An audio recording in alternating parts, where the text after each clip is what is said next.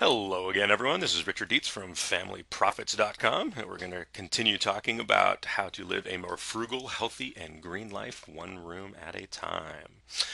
We already have talked about the kitchen and the bathroom.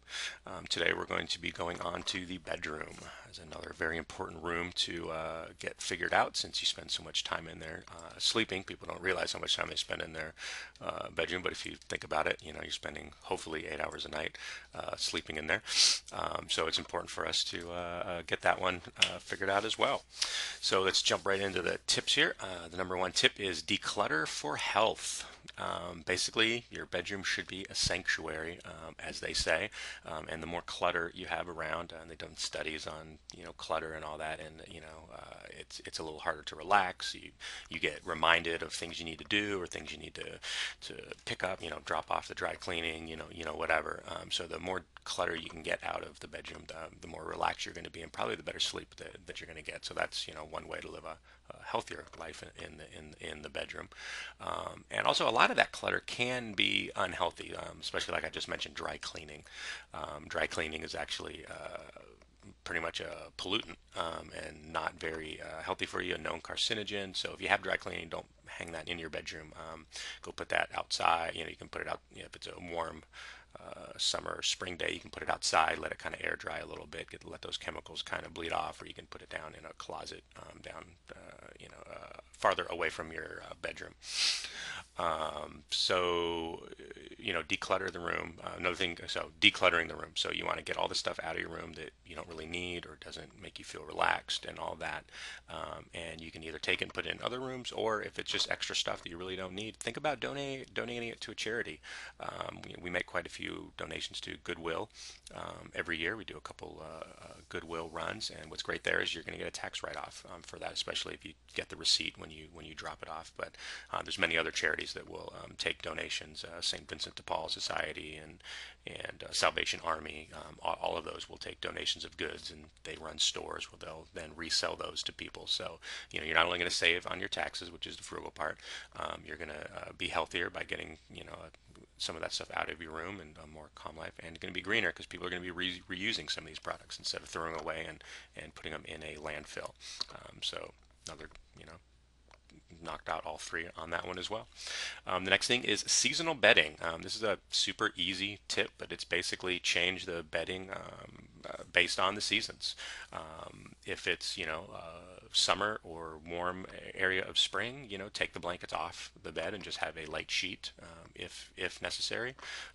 Put a small fan on in the room just to keep you a little cooler, and you don't need to crank up the AC then if you just have that light sheet. In the colder months, put an extra blanket on the bed and try not to turn the heater on so high. Let it cool down. It's also easier to fall asleep or to get a good night's sleep when it's a little chilly outside of the bed. It's then nice and warm and toasty on the inside. Is one of my favorite things about winter. It makes it hard to get up, but that's not what we're talking about here. So that would allow you to use less heat or less AC, which is going to save you money, and of course going to help the environment again on that by not using all that extra energy, electricity or gas. There. The third tip on the bedroom is smell the poison.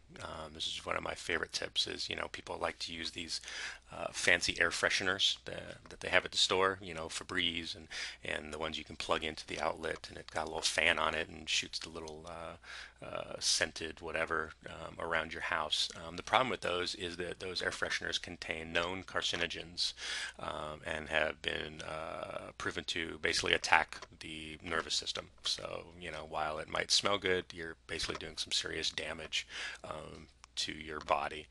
And if you have little ones, obviously it's going to be a little more harmful to them. They can end up developing some allergies around those.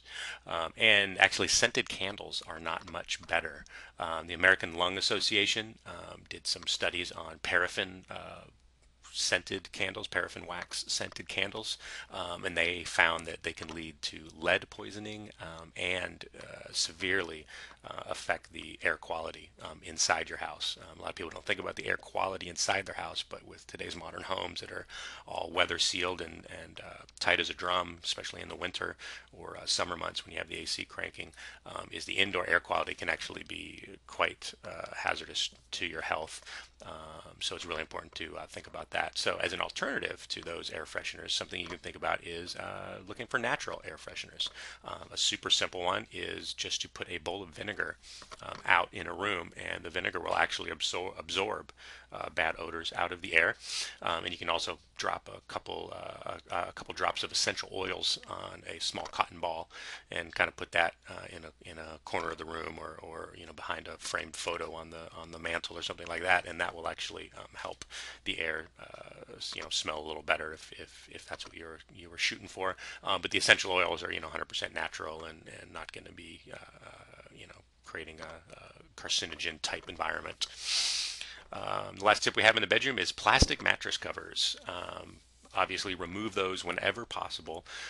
They contain PVC, which is polyvinyl chloride, which actually off gases and releases more toxic chemicals into the air. So you're starting to see how these rooms can just be toxic havens if you have the wrong stuff in them.